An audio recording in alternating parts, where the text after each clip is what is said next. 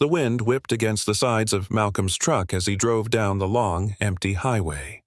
The sky had long since turned black, with only the occasional flicker of headlights breaking the stillness. It had been a long day at the community center where he volunteered, and all Malcolm wanted now was to get home, put his feet up, and forget about the world for a little while. He leaned back in his seat, adjusting the rearview mirror to check the road behind him. Nothing but darkness. A part of him enjoyed these late-night drives, the quiet, the solitude. It gave him time to think, to reflect on life's little moments, both the good and the bad. As he rounded a bend in the road, his headlights caught something up ahead. A car, stranded on the side of the highway, its hazard lights blinking in the night. Malcolm slowed down instinctively, peering out into the dark. A family stood next to the car, looking lost and helpless.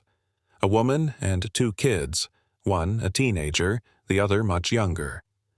Without a second thought, Malcolm pulled over, his truck rumbling to a stop a few feet away from the car. As he stepped out, the cold night air hit him, and he zipped up his jacket. "Need some help?" he called out, walking toward them. The woman, who looked like she hadn't slept in days, nodded, her voice shaky. "Yes, please. Our car broke down and we don't have a way to get it fixed. There's no service out here and we've been stuck for hours."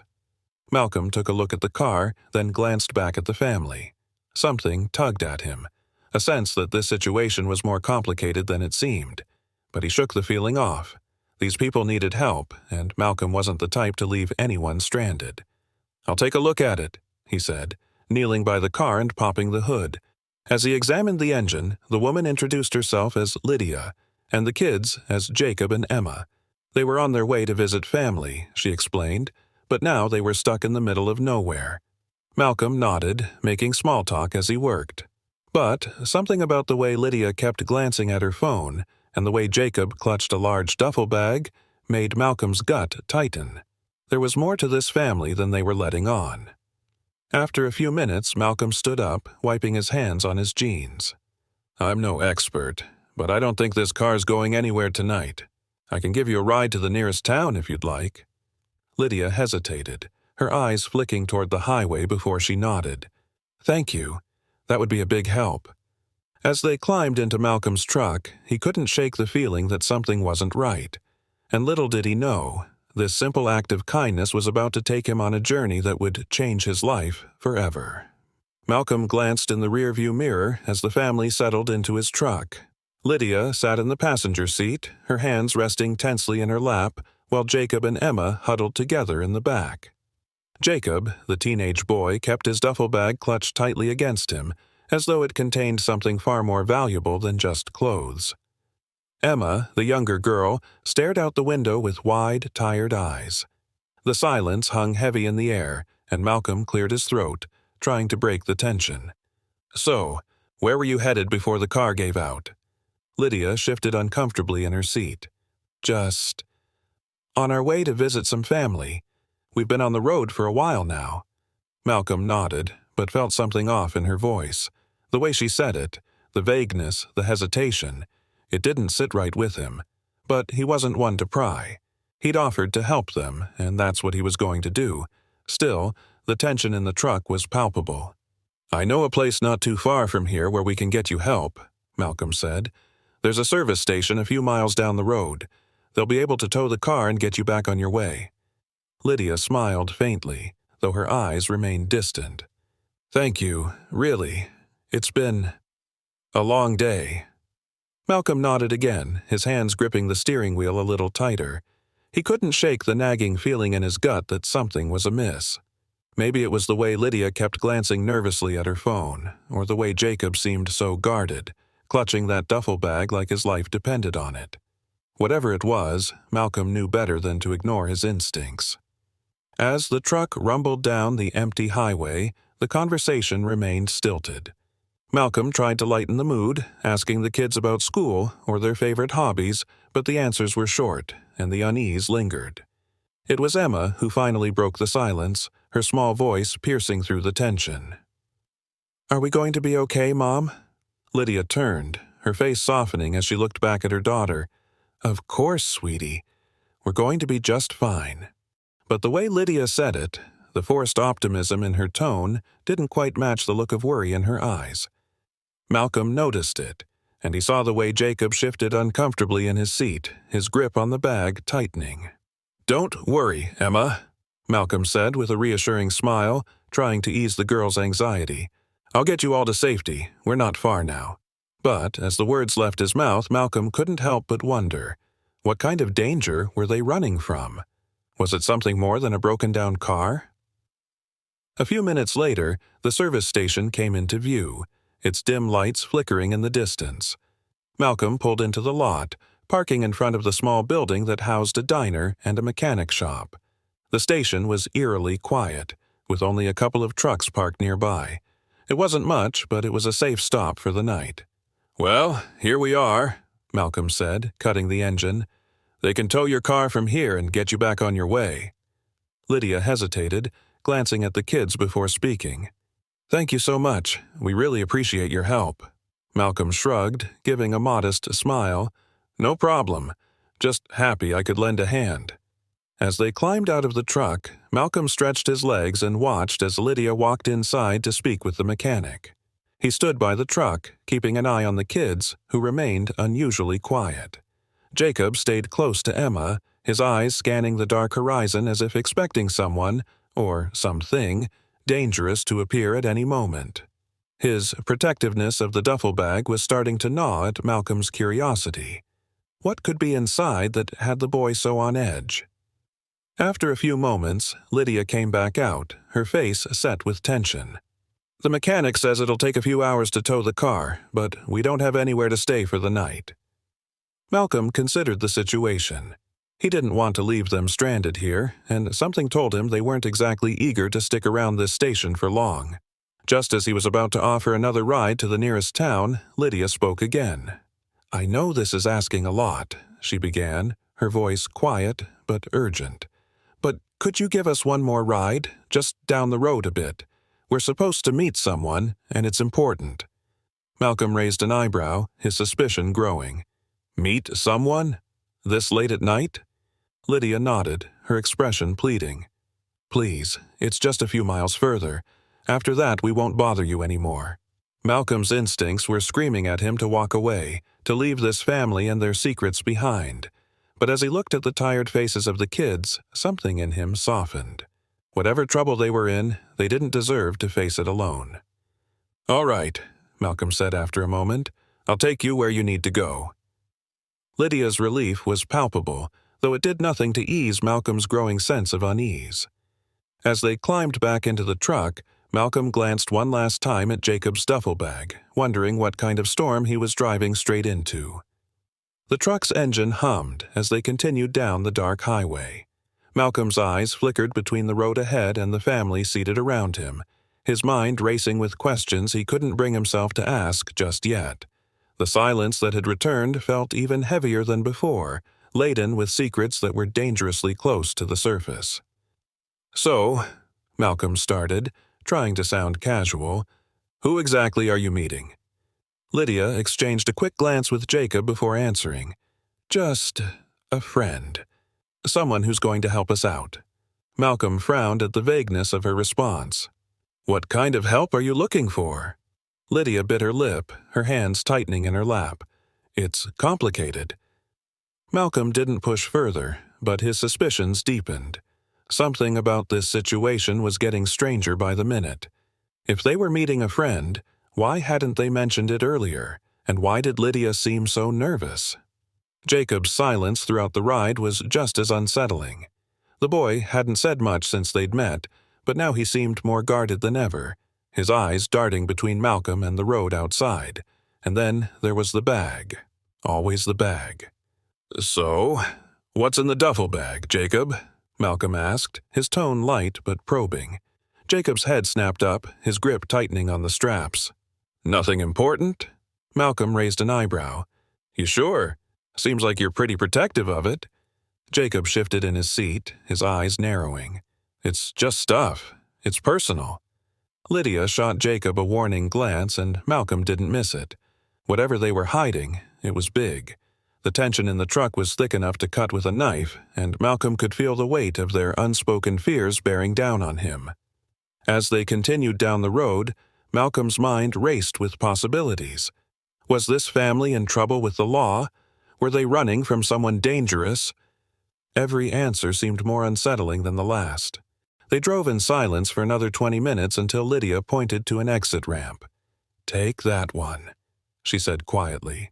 Malcolm followed the instructions, his gut tightening as they left the highway and veered onto a smaller, deserted road. The landscape became more rural, with the large stretches of land on either side and only the occasional farm in sight. The further they drove, the more isolated they became. After a few more miles, Lydia finally spoke again. "You can stop here." Malcolm slowed the truck to a stop by the side of the road. There was nothing around but open fields and a few trees. No buildings, no lights, just darkness. "Are you sure this is the right place?" Malcolm asked, glancing around. Lydia nodded, her face tense. "Yes, we'll be fine from here." Malcolm's instincts flared. Something about this didn't feel right, but he couldn't quite place it. Still, he wasn't about to leave them alone in the middle of nowhere without making sure they were safe. He turned to Lydia, his voice firm. "If you're in trouble, you need to tell me now. I can help, but I need to know what's going on." Lydia opened her mouth to respond, but before she could say a word, the headlights of another car appeared in the distance, approaching fast. Malcolm's heart raced as he realized they were no longer alone on this dark, isolated road. The real danger was about to reveal itself. The headlights of the approaching car grew closer, casting long shadows across the empty road. Malcolm's heart thudded in his chest as the dark sedan slowed to a stop a few yards away from his truck. He couldn't see inside the vehicle, but the silhouette of a figure in the driver's seat was unmistakable. Lydia's entire demeanor changed. Her face went pale, and her hands trembled as she glanced nervously at Malcolm and then back at the car. "Stay in the truck," she whispered, her voice barely audible, but there was urgency in her tone. She turned to open the door and step outside, but Malcolm quickly grabbed her arm, his voice low and firm. "What's going on?" he demanded. "Who are these people?" Lydia hesitated, her eyes darting toward the sedan. "It's complicated. Just stay here. I'll handle this." But Malcolm wasn't about to let her walk into a situation that felt increasingly dangerous. He had seen enough over the past few hours to know that this was no ordinary family in need of roadside assistance. His instincts were screaming at him that something bad was about to happen. Jacob shifted nervously in the back seat, clutching the duffel bag even tighter. Emma huddled closer to him, her small body trembling. The fear in the air was palpable. "No," Malcolm said firmly. "You're not going out there alone. If you're in trouble, we need to figure this out together." Before Lydia could respond, the driver's door of the sedan opened, and a man stepped out. He was tall, with broad shoulders, and his silhouette became clearer under the moonlight as he walked toward them. Malcolm couldn't make out his face, but there was something menacing about the way the man moved. Calm, confident, and in control. Lydia froze, her eyes wide with panic. "Please," she whispered to Malcolm, "just stay in the truck. Don't get involved." But Malcolm was already involved, and there was no turning back now. The man approached the truck, stopping a few feet away. He wore a dark jacket and a grim expression, his eyes fixed on Lydia. "Lydia," he said, his voice deep and cold, "you're a hard woman to track down." Malcolm's grip tightened on the steering wheel, his eyes darting between Lydia and the man. He didn't like the way this was going, and his protective instincts kicked into overdrive. Lydia took a deep breath, stepping out of the truck and facing the man. "I told you we're done," she said, her voice trembling. "I don't want anything to do with this anymore." The man chuckled, but there was no humor in his laugh. "You don't get to make that decision. You and your family owe us, and we're here to collect." Malcolm's heart sank. This was worse than he thought. He had stumbled into something far more dangerous than a stranded family on a highway. These people were in deep trouble, and now, by helping them, he had put himself in danger too. "I'll get you the money," Lydia said, her voice cracking. "Just give us more time." The man's face darkened. "Time's up." Malcolm couldn't sit back any longer. He stepped out of the truck, moving quickly to stand beside Lydia. "What's going on here?" he demanded, his voice strong despite the tension in the air. "If you've got a problem with her, you'll have to go through me." The man turned his cold gaze to Malcolm, sizing him up. "Who are you? Her new bodyguard?" Malcolm didn't flinch. "I'm someone who doesn't like seeing people bullied. Now, why don't you back off and let us go on our way?" The man's lips curled into a sneer. "This isn't your fight, friend. Walk away while you still can." Lydia looked at Malcolm, her eyes pleading. "Please, don't get involved." But Malcolm wasn't about to let this man intimidate them. He had come too far to back down now. "I'm already involved," he said, standing firm. The man's eyes narrowed, and for a moment Malcolm thought he might attack. But instead, the man stepped back, his gaze still locked on Lydia. "You've got 24 hours, he growled. "After that, you won't like what happens." He turned and walked back to his sedan, the engine roaring to life as the car sped off into the night.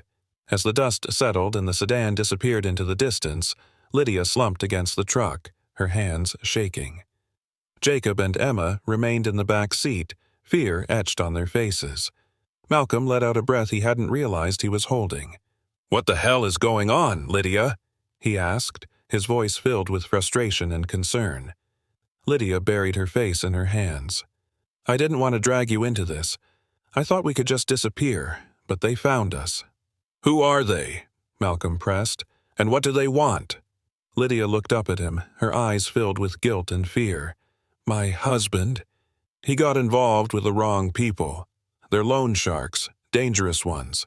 He borrowed a lot of money before he disappeared, and now they're coming after me and the kids." Malcolm's stomach turned. He had heard of these kinds of people before. Ruthless, unforgiving. Once they had you in their sights, they wouldn't stop until they got what they wanted. "So, what now?" Malcolm asked, his mind racing. "You can't just run from these guys. They'll keep coming."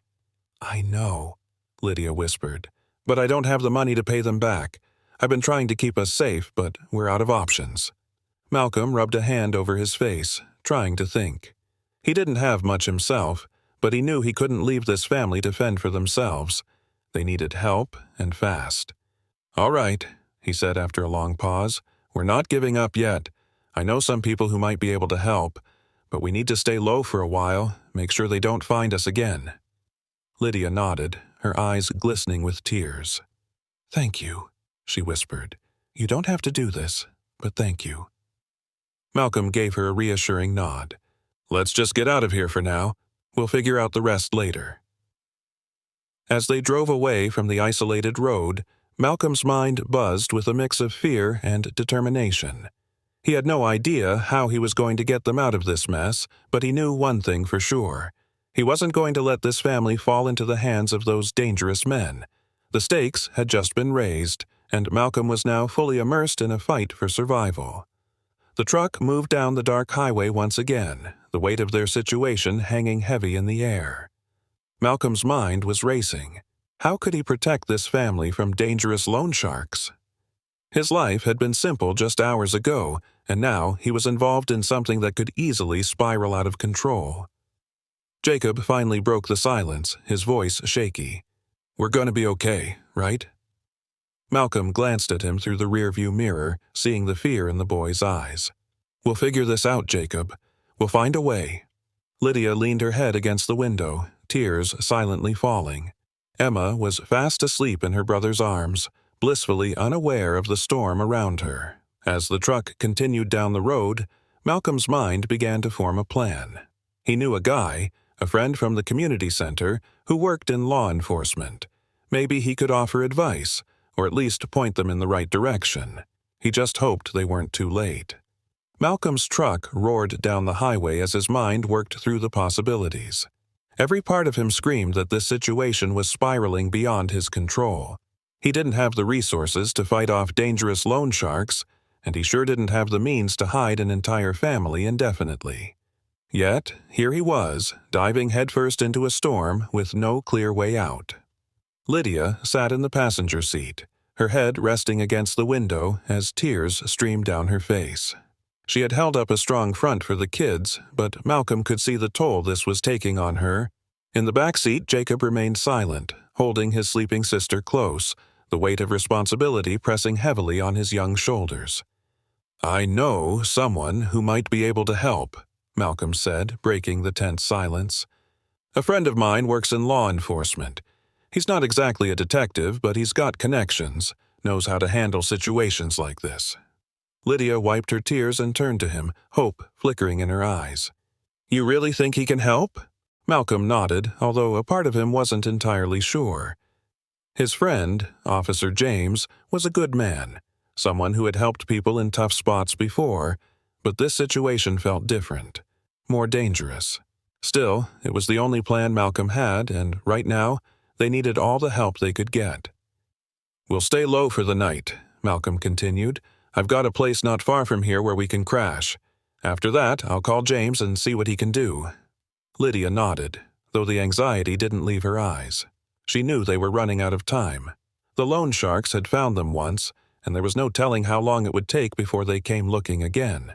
They drove in silence for another hour before pulling into a small, run-down motel on the outskirts of a quiet town.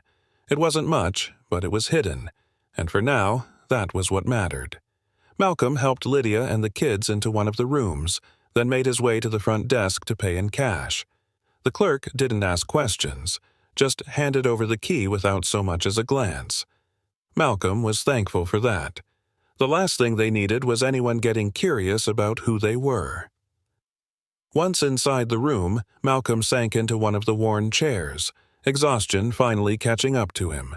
He had been running on adrenaline for the past few hours, but now that things had settled, the weight of the situation began to press down on him. How had he gone from living a quiet, simple life to being the protector of a family on the run?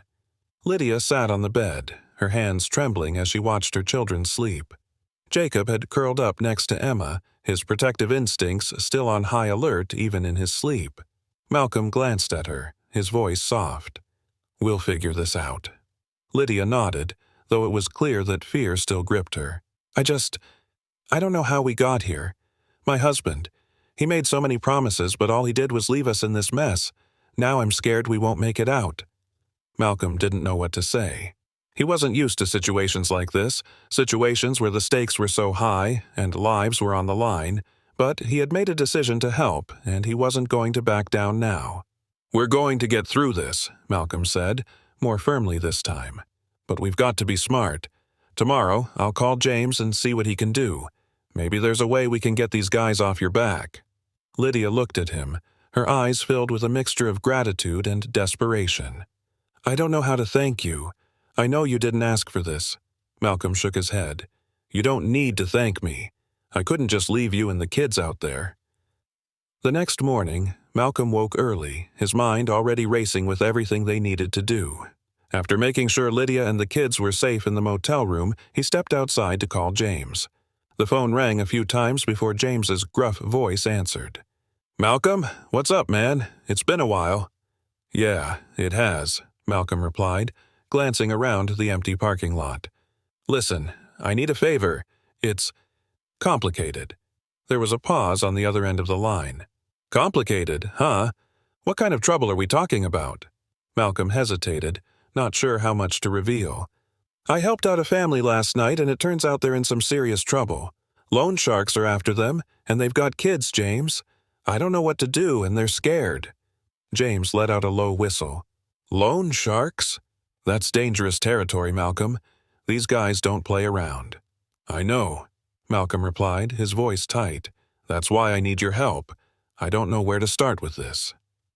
There was a long pause before James spoke again, his voice more serious now. "All right. I can't promise anything, but I'll make some calls, see if I can dig up some info on who we're dealing with. But, Malcolm, be careful. These guys won't hesitate to come after you too if they think you're helping." Malcolm swallowed hard. He had already known that, but hearing it out loud made the danger feel even more real. "I understand. Just let me know what you find out." "I will," James promised. "In the meantime, keep your head low and don't let them find you. I'll be in touch."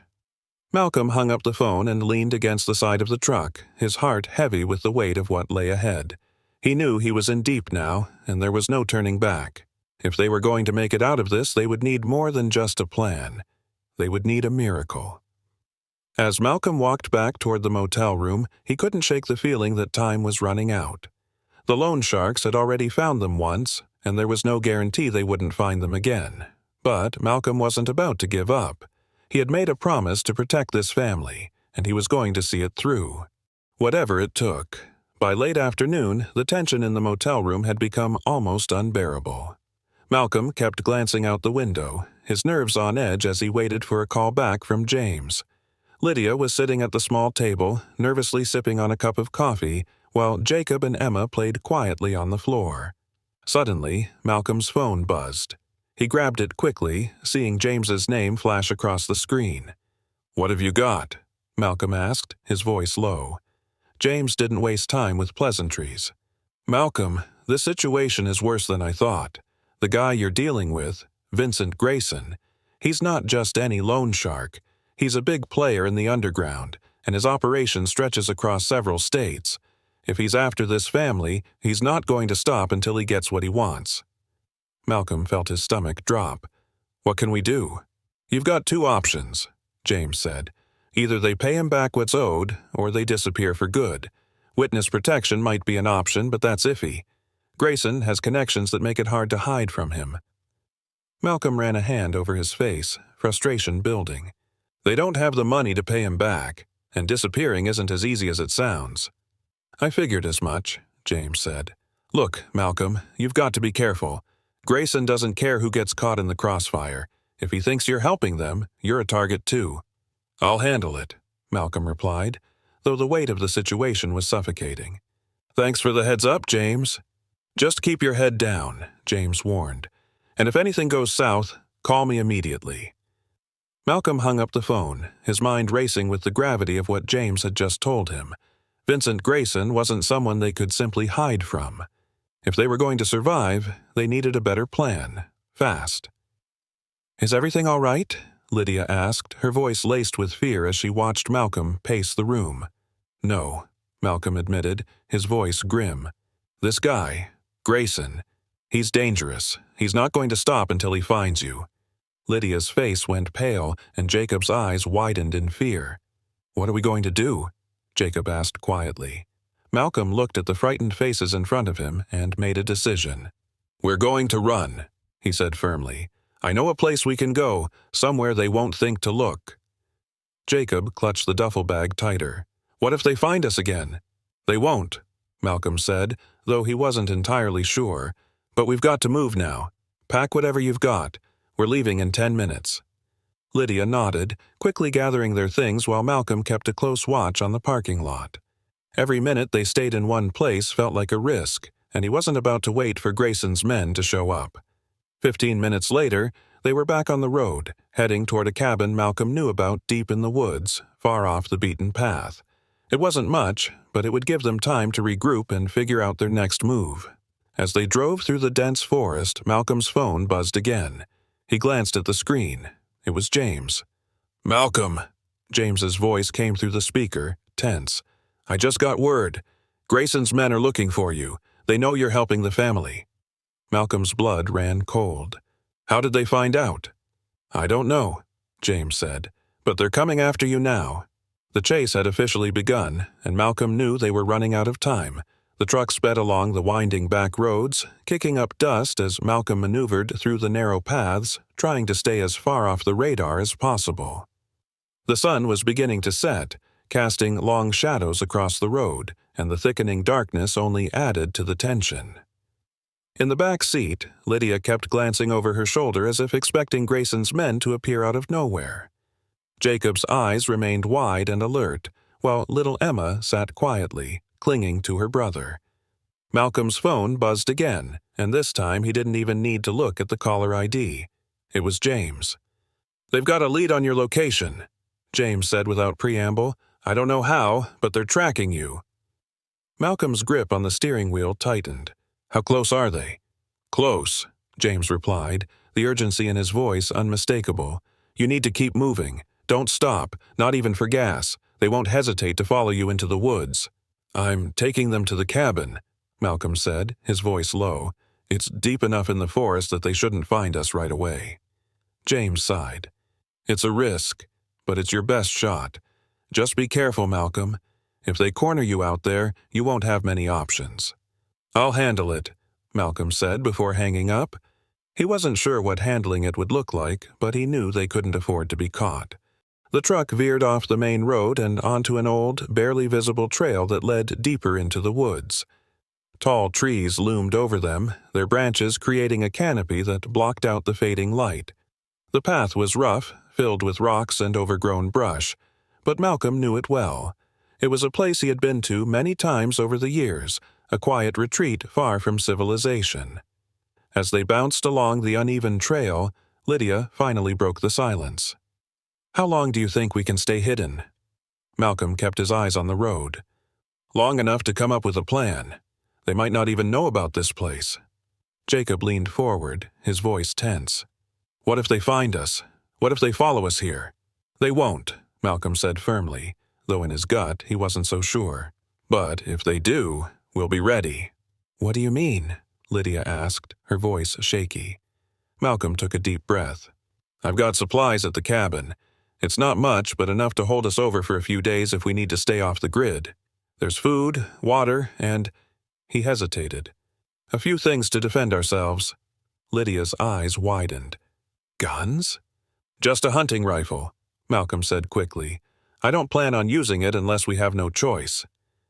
Jacob's face darkened as he glanced down at the duffel bag on his lap.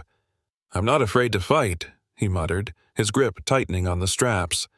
Malcolm glanced at the boy through the rearview mirror. "Let's hope it doesn't come to that." They arrived at the cabin just as the last traces of daylight disappeared behind the trees.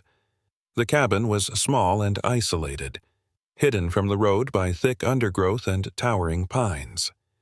It had been Malcolm's sanctuary for years, a place where he could escape from the world and find peace. Now, it had become their last refuge. "Let's get inside," Malcolm said, pulling the truck to a stop and grabbing the bags from the back. He kept a watchful eye on the road, listening for any signs that they had been followed, but all was silent. The inside of the cabin was simple. One main room with a kitchen area, a small bathroom, and a loft above for sleeping. It wasn't much, but it was enough for them to lay low for a while. Jacob immediately started looking for ways to barricade the door and windows, while Lydia settled Emma on the couch, trying to keep her calm. Malcolm went to the back closet and pulled out the old hunting rifle. It had been years since he'd used it, but now he was grateful he had kept it in good condition. He loaded the rifle, setting it near the front door just in case. Hours passed as the night deepened, and the oppressive silence weighed on all of them. Malcolm kept pacing near the window, peering out into the blackness, half expecting to see headlights cutting through the trees. But there was nothing, just the sound of wind rustling the leaves outside. "You should get some rest," Lydia said quietly, coming to stand beside him. "You've done enough for us already." Malcolm shook his head. "I can't sleep, not until I know we're safe." Lydia gave him a sad smile. "I don't know how we'll ever repay you for this." Malcolm looked at her, the exhaustion evident in his eyes. "You don't need to repay me. I just couldn't leave you out there." As they stood in the dimly lit cabin, the tension was palpable. They all knew that the peace wouldn't last. Sooner or later, Grayson's men would come looking. Suddenly, the sound of a car engine broke the silence. It was faint, but unmistakable, the low growl of a vehicle moving through the woods. Malcolm's heart leaped into his throat. "They're here," he said, grabbing the rifle and motioning for Lydia to get the kids into the loft. "Stay quiet. Don't come down until I tell you it's safe." Lydia nodded, quickly ushering Jacob and Emma upstairs. Malcolm moved to the window, peering out into the darkness. The headlights of a car flickered between the trees, growing closer. His mind raced. He couldn't let them get too close, couldn't risk a full confrontation. But how long could they hide?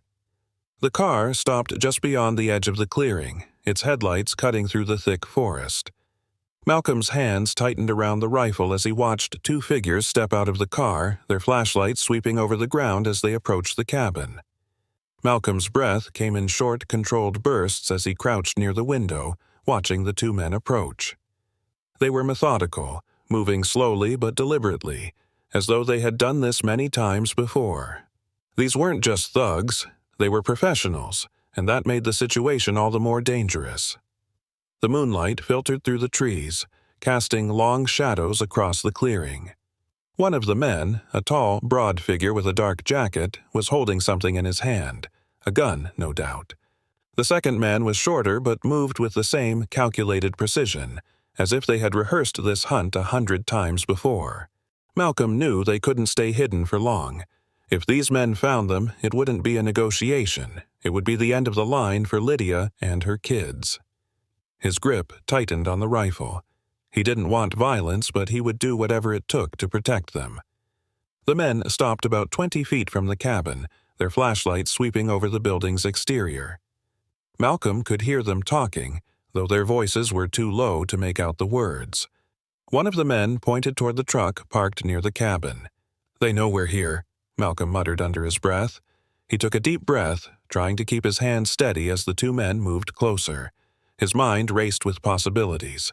If he fired the rifle, it would give away their exact location. But if he didn't act soon, they would be inside the cabin in a matter of minutes. The taller man reached for something in his pocket, a radio, maybe, and began speaking into it. Backup. Malcolm realized with a sinking feeling that they weren't alone. More were coming. Inside the cabin, Lydia crouched low with Jacob and Emma in the loft, her heart racing. She could hear the faint voices outside, the sound of footsteps growing closer. Jacob clutched the duffel bag in his arms, his knuckles white with fear. "Mom, what are we going to do?" Jacob whispered, his voice shaking. Lydia didn't have an answer. All she could do was pray that Malcolm would find a way to get them out of this. As the men approached the front door, Malcolm made his decision. He couldn't wait any longer. He steadied the rifle, aiming just above their heads. He squeezed the trigger, and the deafening crack of the gunshot echoed through the night. The men immediately ducked for cover, their flashlights spinning wildly as they dropped to the ground. "Get back!" Malcolm shouted from inside the cabin. "You're not getting in here!" There was a tense silence as the two men scrambled behind a nearby tree. Malcolm could hear one of them barking orders into the radio, calling for more reinforcements. "We don't want trouble," the taller man called out from his hiding spot, though his tone suggested otherwise.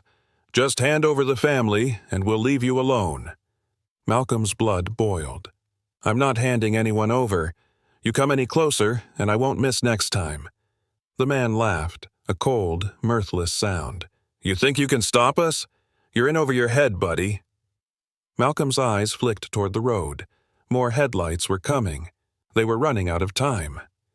In the loft, Lydia held her breath, her mind racing as the situation spiraled out of control. Malcolm could hear the roar of more engines approaching in the distance, growing louder with every passing second.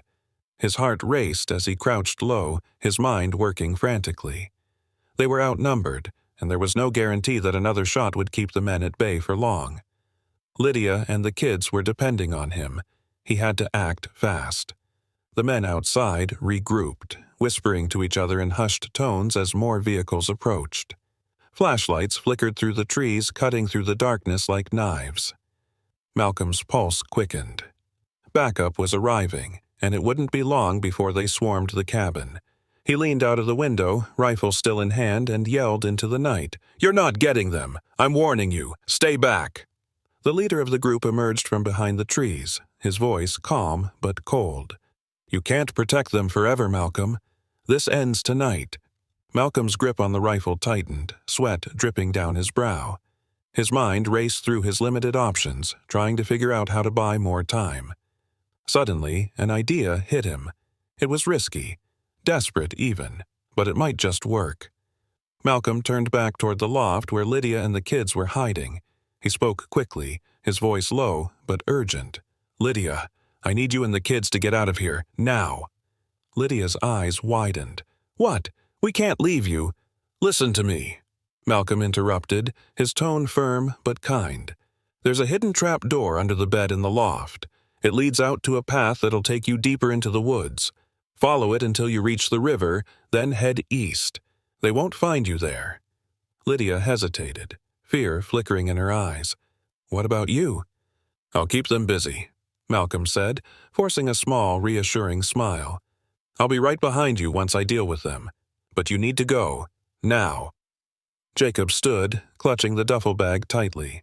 "We're not leaving you behind," he said stubbornly. Malcolm crouched down and placed a hand on the boy's shoulder. "Jacob, I need you to protect your sister and your mom. You're strong, I know you can do it, but I can't hold them off if you're all still here." Jacob swallowed hard but nodded, his eyes filled with determination. Lydia gathered Emma in her arms, her face pale with worry, but she knew there was no time to argue. As Lydia, Jacob, and Emma disappeared through the trap door, Malcolm returned to the window. The men were getting impatient, inching closer to the cabin, their flashlights sweeping across the trees. Time was running out. Malcolm took a deep breath and fired another shot into the air, hoping to keep their attention on him long enough for Lydia and the kids to escape. The men ducked again, but this time they didn't back down. The leader stepped forward, gun raised. "Enough of this! Come out now, or we'll burn the place to the ground!" Malcolm knew they weren't bluffing. He had to make his move. Taking a deep breath, he grabbed a small canister of gasoline from under the sink, something he kept for emergencies, and quickly splashed it near the back door. It wasn't much, but it might just give the illusion of a fire. Then, without a second thought, he tossed a lit match, sending a small blaze roaring up the back wall of the cabin. Smoke billowed out of the windows as the flames crackled loudly. From outside, the men would see the smoke and believe the cabin was about to go up in flames. It was a gamble, but one Malcolm hoped would give him a few precious minutes. The men outside hesitated as the smoke poured from the cabin. "He's crazy," one of them muttered. "He'll burn the whole place down." "Move in," the leader barked, but the fear in his voice betrayed him. "Get him before the whole place goes up." As the men began to scramble, Malcolm slipped out the side door and into the woods. He moved quickly and quietly, following the hidden path Lydia and the kids had taken. His heart pounded in his chest as he wove through the trees, the sounds of the men shouting behind him growing fainter. He had done it. They had escaped. Hours later, as the first light of dawn filtered through the trees, Malcolm found Lydia, Jacob, and Emma huddled by the riverbank, safe but shaken. Lydia rushed to him, relief flooding her face. I thought we lost you." Malcolm smiled tiredly, pulling her into a tight embrace. "Not a chance." Jacob looked up, his eyes wide with respect and gratitude. "You saved us," he whispered. Malcolm knelt down, placing a hand on the boy's shoulder. "No, Jacob, you helped save your family. You're stronger than you think." For the first time in what felt like forever, the tension in the air eased. They were safe, at least for now. Grayson's men would eventually realize the trick, but by then they would be long gone. James had promised to help them disappear for good, and Malcolm knew they would find a way to rebuild their lives, far away from the danger that had once followed them. As they stood by the river, watching the sunrise, Lydia turned to Malcolm, her voice filled with emotion. "I don't know how to thank you. You risked everything for us." Malcolm shook his head. "You don't need to thank me. Sometimes helping people is all that matters, and besides," he added with a small smile, "you're family now." They stood in silence for a while, watching the river flow gently by. It was the beginning of something new, something hopeful. Despite the danger they had faced, they had survived, and now they had a chance at a fresh start. If you enjoyed this gripping story, don't forget to hit subscribe and turn on notifications so you don't miss out on more incredible tales of courage, survival, and unexpected twists. Like, share, and leave a comment below about your favorite part of the story. Want to hear more thrilling adventures? Check out our other videos and let us know what you'd like to see next. Stay tuned for more captivating stories that will keep you on the edge of your seat.